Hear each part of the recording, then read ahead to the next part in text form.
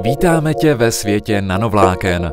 Tato vlákna mají tak malý rozměr, že je nikdy nespatříme pouhým okem.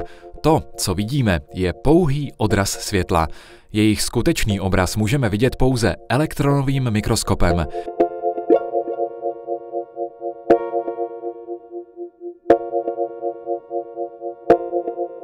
Nanovlákna patří do nanosvěta, který je v rozměru 10⁻⁹.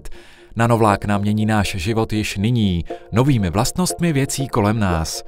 Na počátku výroby vlákna je kapička roztoku polymeru.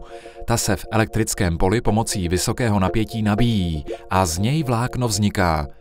Nanovlákenná vrstva pak vzniká kladením jednotlivých vláken na sebe, přičemž vzniká nanovlákenná membrána. Jak malá jsou nanovlákna, vidíme ve srovnání s bakteriemi, které nemohou proniknout přes nanovlákennou vrstvu, protože rozměr póru je mnohem menší, než je rozměr bakterie. Nanovlákna nás takto dokážou chránit před bakteriemi i viry. Nanovlákenná textilní membrána také může zabránit vodě, aby skrz ni pronikla, třeba přes oblečení. Kapka vody sklouzne po povrchu membrány a je odvedena pryč. Textilie z nanovlákny je na druhou stranu ale velmi prodyšná a umí takzvaně dýchat, takže třeba pára touto membránou projít umí velmi snadno. Například taková zdravotní rouška tak umí zabránit vdechnutí bakterií a zároveň přes ní můžete snadno dýchat.